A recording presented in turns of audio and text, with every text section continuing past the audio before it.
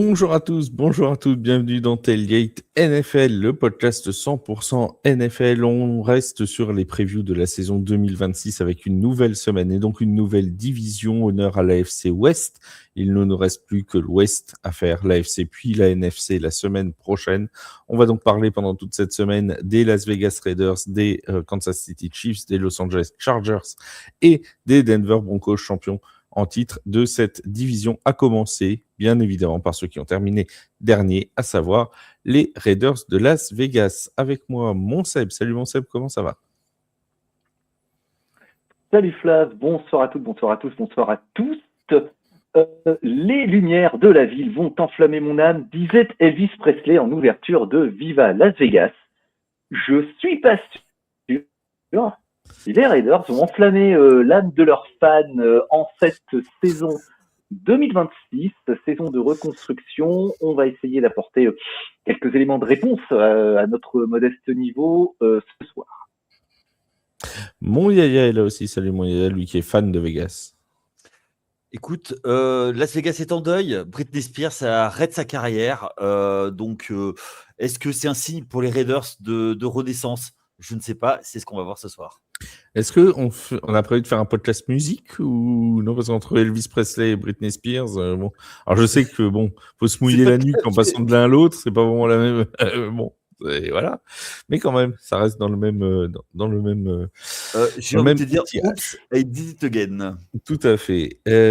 3 victoires, 14 défaites, c'est le bilan des Las Vegas Raiders lors de la saison 2025. Ils sont allés chercher, on en parlera assez largement, un nouveau quarterback en la personne de Fernando Mendoza à la draft. Avant de parler de Mendoza, Seb, une saison, je le disais, à 3 victoires, 14 défaites. Les Raiders, pour toi, est-ce qu'ils ont suffisamment progressé pendant cette intersaison pour redevenir compétitifs dès 2026?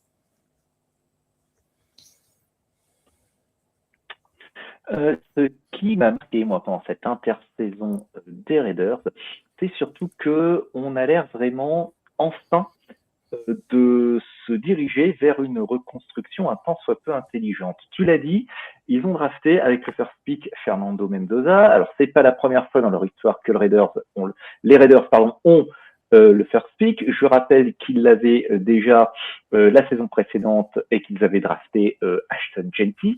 Mais surtout, on a dépensé sans compter lors de la free agency, d'abord en faisant venir le centre Tyler Linderbaum pour un contrat record à son poste, et puis également en faisant venir le joueur le plus gentil de la ligue, Kirk Cousins, qui va servir sans doute de menteur / starter dans un premier temps / bridge quarterback pour au moins ce début de saison, puisque semble-t-il, Las Vegas n'a pas l'intention de lancer Fernando Mendoza dans le grand bain d'entrée de jeu. On en reparlera peut-être un peu plus après 6 matchs, mais pour le moment, c'est le plan.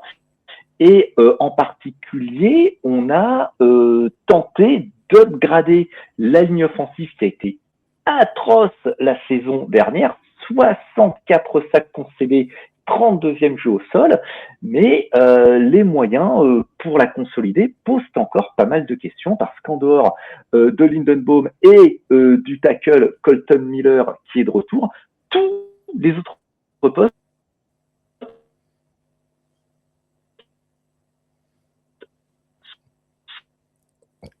Alors on n'a pas entendu la fin de l'intervention de Seb. Mais c'est pas grave, mon Seb, t'inquiète pas. On avait compris l'idée principale. Juste pour préciser, Ashton Jeanty, c'était 6e choix de draft. Oui. Hein, c'était pas le premier. C'était premier tour. Et 6e choix, c'était Cam Ward qui avait été choisi cette année-là en premier. Seb parlait à l'instant de Kirk Cousins qui est arrivé. Yaya, est-ce que pour toi, normalement, Kirk Cousins sera titulaire week 1 oui. en toute logique. Est-ce qu'il faut laisser Kirk Cousins toute la saison pour que Fernando Mendoza, quel que soit le déroulement de la saison, pour que Fernando Mendoza se prenne en maturité au sein de la NFL, ou est-ce que si au bout de 5-6 matchs, ça va pas dans le bon sens, il faut changer et passer tout de suite à Mendoza?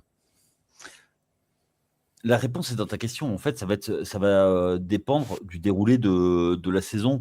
Quand tu prends un quarterback comme Cousins, alors c'est un risque très limité puisque t'as pas besoin de le payer beaucoup puisque c'est Atlanta qui le paye.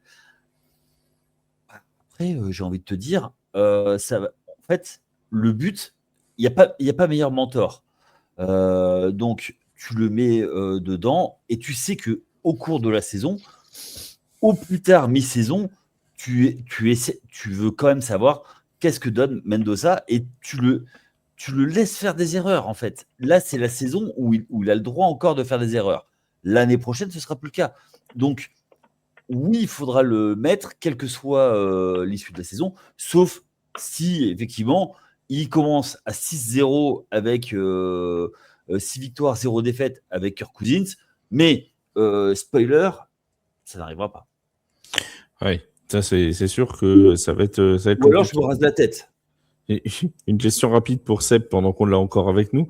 Il y a Clint Kubiak qui est arrivé, nouveau coordinateur offensif, nouveau head coach, pardon, qui était coordinateur offensif du côté de Seattle, qui vient de gagner le Super Bowl. Est-ce que pour toi, Clint Kubiak peut avoir les clés pour transformer complètement une attaque qui a été apathique la saison dernière? Il faut l'espérer. Et a priori, ce serait le plan du côté de Las Vegas, de lui laisser 2 à 3 ans pour construire quelque chose. On se souvient que la saison dernière, les Raiders avaient fait appel à Pete Carroll, qui s'est avéré être une erreur de casting assez incongrue. Je vous rappelle tout de même que lors de sa nomination au début de la saison 2025, ça avait quand même fait lever plus d'un sourcil.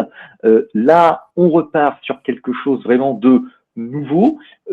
Définitivement, cette équipe des Raiders a besoin d'un shot in the arm, pour pas dire d'un coup de pied aux fesses, mais une fois de plus, il faut s'assurer qu'il y ait une forme de stabilité, et on sait, chez les Raiders, que ce soit de Las Vegas, de Los Angeles ou de Oakland, la patience, c'est pas forcément une qualité. On sait que la patience dans le monde du sport pro, en général, c'est pas forcément une qualité non plus, mais chez les Raiders, c'est vraiment particulièrement prégnant. Donc, espérons pour Kubiak qu'il ait le temps de créer quelque chose avec ce qu'il tente d'assembler, parce que il faut aussi dire que cette équipe, elle n'est pas non plus dépourvue d'atouts et d'armes de son côté, que ce soit en particulier en attaque, où on a des joueurs de qualité comme le Titan Brock Bowers, ou j'ai encore prononcé son nom, le running back Ashton Jeanty, mais ce sont des gens qui vont avoir besoin d'être en particulier, qui vont avoir besoin d'un gros effort de la part de la ligne offensive, parce que notamment Jeanty, il a fait une saison qu'on peut qualifier de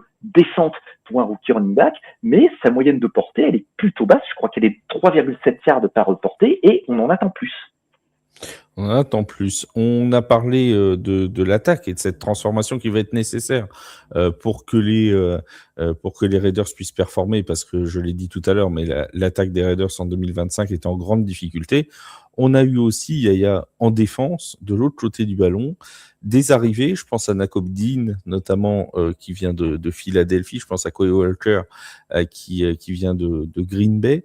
Et on a eu surtout ce non-départ puis retour de Max Crosby, qui finalement reste à Las Vegas.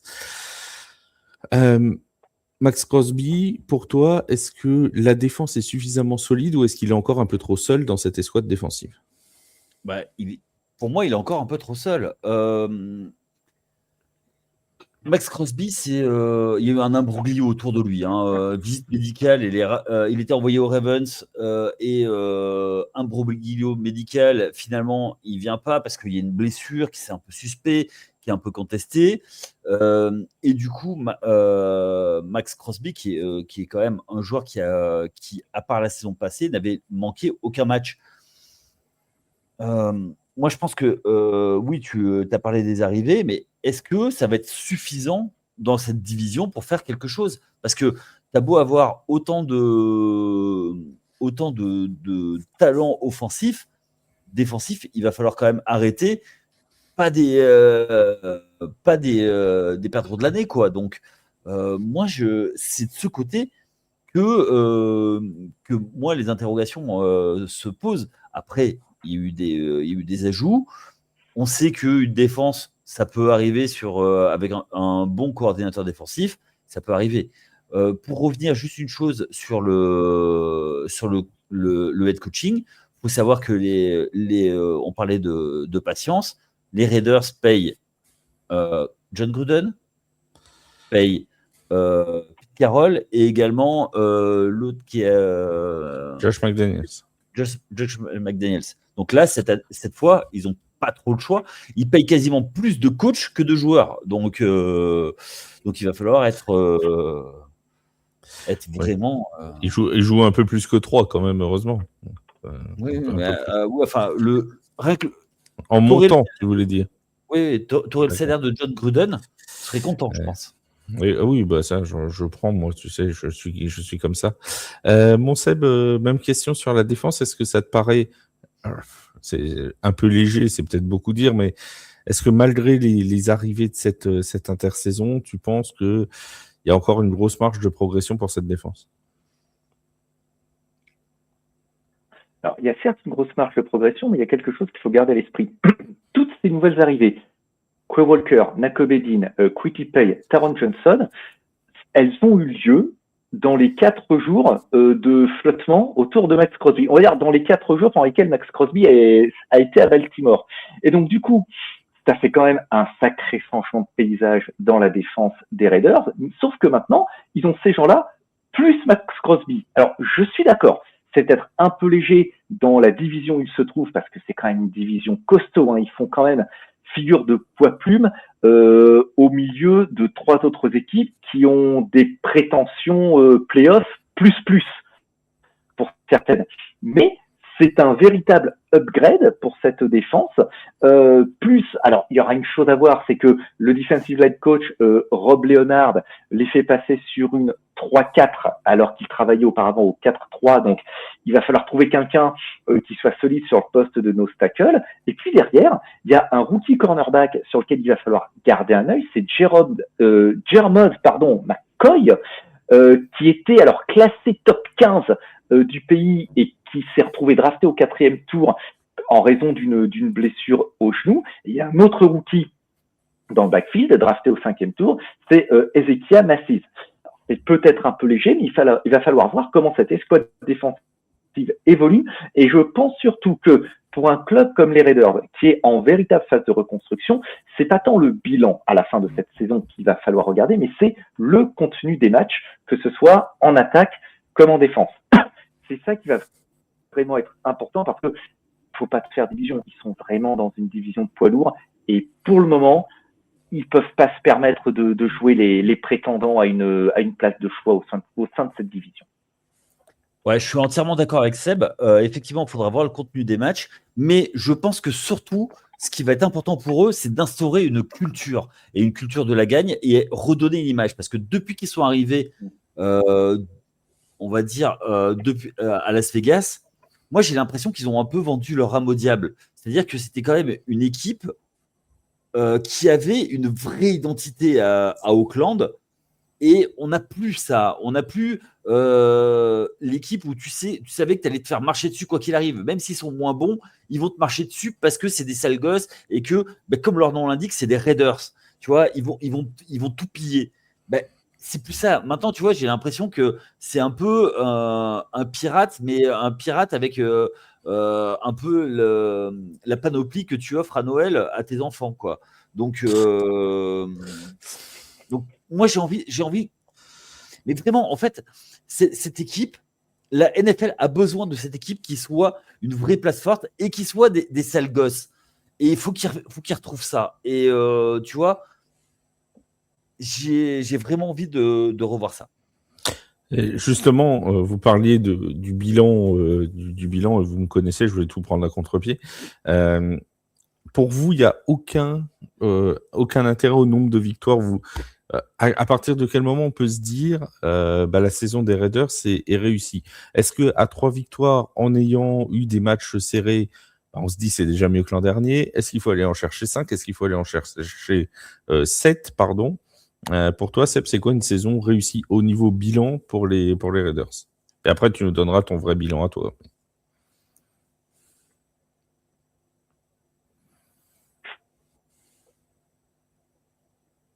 Moi, je pense que à 6 victoires, ça serait une saison réussie. Alors, une fois de plus, il faut voir le contenu des matchs.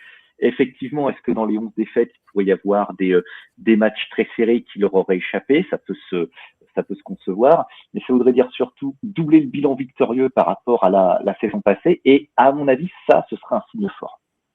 Ouais. Est-ce qu'il faut déjà... Oui, vas-y, mon Yaya. Moi, je pense que surtout, c'est des victoires avec Fernando Mendoza qui ont C'est ce que j'allais dire. contrôle.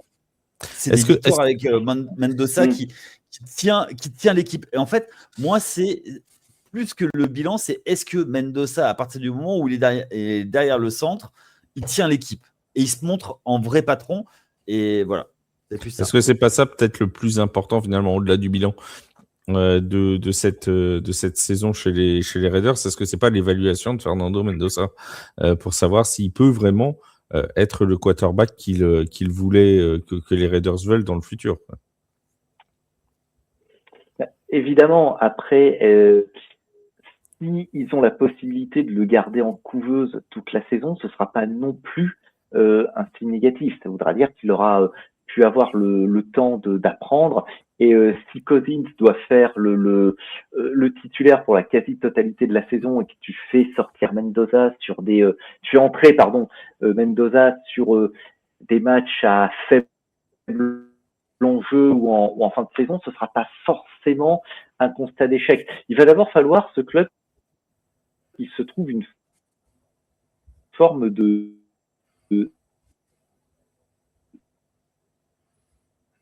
On a reperdu Seb sur le... stabilité Ah, voilà. sur cette saison pour une fois de plus. Mais si à la 6e journée, ils sont à 5 et qu'ils font entrer Fernando Mendoza, je suis pas sûr que ce soit bénéfique pour le jeune homme. Bah après, est-ce qu'on peut pas imaginer aussi une fin de saison un petit peu comme les Saints la saison dernière, justement, où quand il n'y a plus rien à jouer, tu fais rentrer, tu mets Mendoza sur les 5-6 derniers matchs. Alors après, c'est toujours le même débat, c'est que ça peut te donner des bilans un peu en trompe-l'œil, et c'est la question qu'on a soulevée du côté des Saints cette année, c'est-à-dire que le vrai niveau de Tyler Shough, pour l'instant, ça reste un point d'interrogation. Donc, excuse-moi, oui, mais vas-y, mon gars. il y a une différence entre Tyler Shough c'est qui non, c'est qu'il a été drafté loin et Mendoza qui a été le premier choix, qui a été le first pick. Oui, bien sûr. Donc il n'y a pas les mêmes attentes, tu vois. On est d'accord.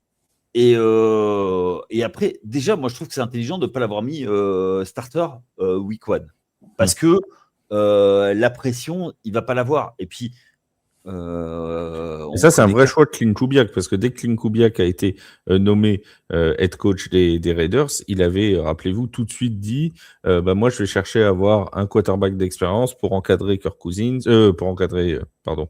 Fernando Mendoza, pour pas qu'il soit tout de suite lancé dans le grand bain et tout. Et la semaine suivante, Kirk Cousins avait été pris par les Raiders. Mais c'est vraiment une vraie volonté de ce côté-là de la part de Clint Kubiak qui semble avant la saison, plutôt intelligemment joué. Oui. Les amis, on va passer comme d'habitude pour finir à votre prédiction. Votre prédiction chiffrée, combien de victoires pour les Raiders, combien de défaites, combien de matchs nuls éventuellement pour les Las Vegas Raiders. Mon Seb, je t'écoute.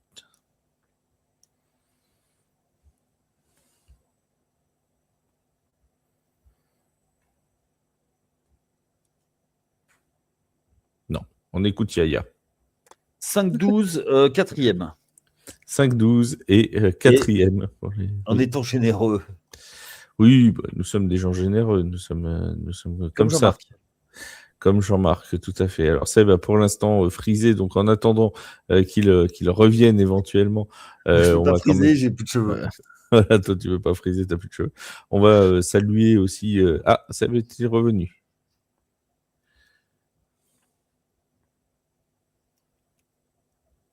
Non. Oui, mon Seb, allô, est-ce que tu nous entends?